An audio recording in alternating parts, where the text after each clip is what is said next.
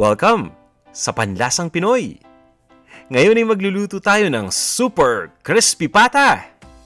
At may kasama pa itong yummy na sausawan. Ito yung mga ingredients na gagamitin natin para dito. Pata ng baboy, dried bay leaves o dahon ng laurel, sibuyas, bawang, buong paminta, at ng Knorr liquid seasoning. Ito yung original flavor. Bukod dito, kailangan din natin gumamit ng tubig at ng mantika at peanut oil ang gamit natin. Ito yung kumpletong listahan ng mga ingredients para sa crispy pata, kasamang sukat ng bawat isa. At ito naman yung kumpletong listahan para sa ating sausawan o yung tinatawag na dipping sauce. Handa na ba kayo? Tara, umpisa na natin. Ang una natin gagawin ay ilalagay lang natin yung pata dito sa isang cooking pot. Pagsasama-samahin lang natin lahat ng mga ingredients dito. Ito naman yung pulang sibuyas. Pwede kayong gumamit dito ng dilaw o naputing sibuyas. Ilagay na rin natin dito yung bawang. Dinikdik lang natin ito. Ito naman yung dried bay leaves o yung pinatuyong dahon ng laurel. At pagkatapos ay ilagay na natin dito yung whole peppercorn o yung buong paminta. Maglalagay din tayo dito ng tubig.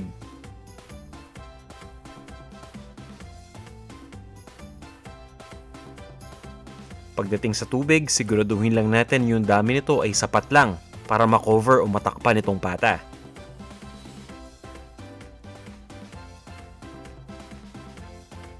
Pagkatapos, ilalagay lang natin ito sa ating stove. Sa puntong ito, buksan na natin yung apoy ng stove. At pagkatapos, painitin na natin ito. Tatakpan lang natin itong ating cooking pot. At pabayaan lang natin hanggang sa tuluyan ng kumulo yung tubig dito.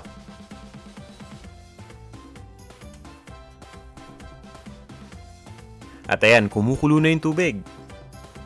Takpan lang natin ito uli. At ang gagawin natin ay tutuloy lang natin ang pagpapakulo dito sa medium heat ng 1 oras o hanggang sa lumambot na yung pata. Makalipas ang 1 oras, eto na. Malambot na yung pata. Ang gagawin natin ngayon dito ay tatanggalin lang natin yung pata dito sa lutuan. Ilagay lang natin ito sa isang malinis na plato. At pagkatapos ay pabayaan lang natin ito mag-cool down. Yung tipong kaya na nating hawakan yung pata nang hindi tayo napapaso.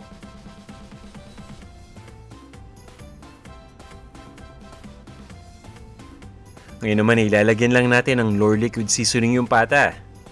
Kadalasan ang ginagawa dito sa step na to, nilalagyan ng asin at ng toyo para magkalasa yung pata.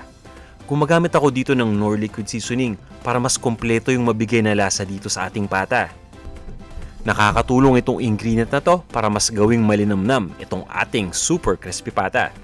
Siguraduhin lang natin na nilagyan na natin ng seasoning ang buong sides nitong pata. At pagkatapos ay irarab lang natin ito.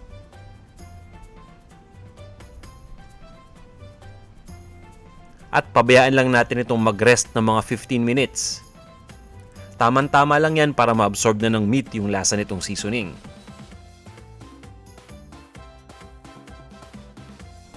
Makalipas ang 15 minuto o 15 minutes, ipat dry lang natin ito o tutuyuin lang natin ito gamit ang paper towel at pwede na natin itong iprito.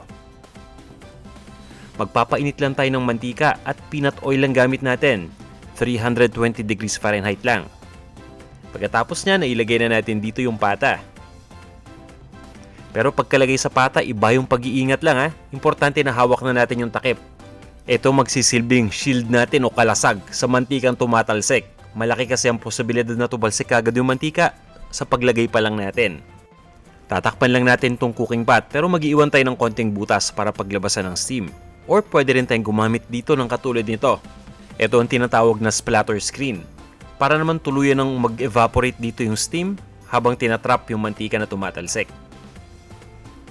Itutuloy lang natin ang pagprito dito sa pata ng 12 to 15 minutes o hanggang sa maging crispy na yung side na nasa ilalim. Ngayon naman ay babalik rin lang natin itong pata. Ganun din ang gagawin natin. Piprituhin din natin itong kabilang side ng 12 to 15 minutes hanggang sa maging crispy na ito. Takpan lang natin para sigurado tayo na hindi tayo matalsikin ng mantika. Iba yung pag-iingat lang talaga ang kailangan natin habang piniprito natin itong pata.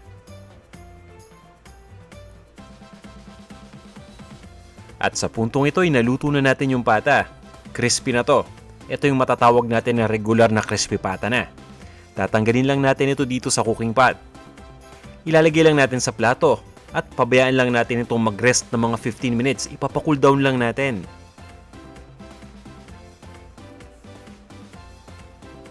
Pagkatapos, i-double fry natin ito ngayon para mas maging crispy. Ibabalik lang natin sa cooking pot. Basta siguraduhin lang natin na napainit na natin uli yung mantika ng 320 degrees Fahrenheit. Ipiprito lang natin yung isang side ng 5 to 8 minutes. Pagkatapos, ibabaliktad natin uli ito para yung kabilang side naman yung maprito. Itong pagdo-double fry sa crispy pata ay nakakatulong para mas maging sobrang crispy ito.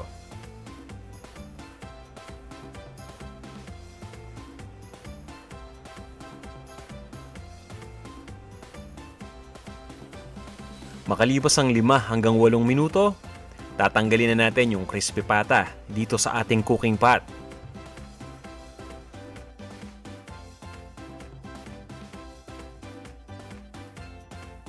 Ilalagay lang natin ito sa isang plato na may paper towel nang sa ganun ay maabsorb yung mantika na tumutulo. At pagkatapos, pabayaan lang natin itong mag-rest ng mga 15 minutes.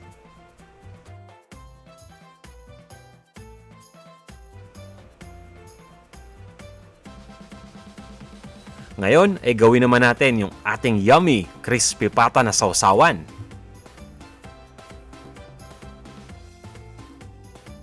Maglalagay lang tayo ng suka dito sa isang bowl. Itong suka na gamit natin ay regular na white vinegar. Ito yung karaniwang mabibili natin sa mga sari-sari store. Ngayon naman ay maglalagay lang tayo ng asukal dito sa suka. Paghahaluin lang natin ito. 1 teaspoon na granulated white sugar lang ang kailangan natin dito. Haluin natin mabuti hanggang sa matunaw na yung asukal dito sa suka.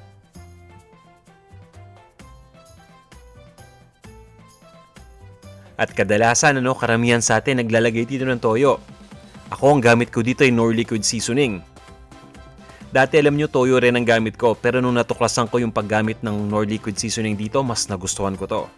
Dahil mas talagang lumalasa itong ating sausawan. Kaya simula nun, ito na yung lagi kong ginagamit. Ito naman yung ating sibuyas. Ang gamit ko dito ay sibuyas na pula. Pwede kayong gumamit uli dito ng sibuyas na puti o dilaw. Ito yung bawang na dinikdik lang natin mabuti para lumasa kaagad ito kapag hinalo natin. Ito yung scallions o yung dahon ng sibuyas. Maglalagay din tayo dito ng ground black pepper. At kung mahilig kayo sa konting anghang, maya-maya may ilalagay tayo dito. Haluin muna natin ito.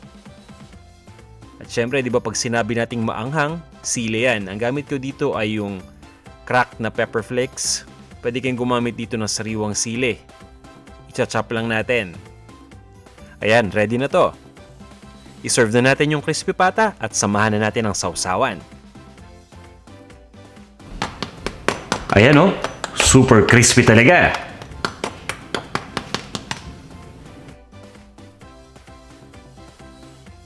Ito na ang ating super crispy pata na may yummy na sausawan.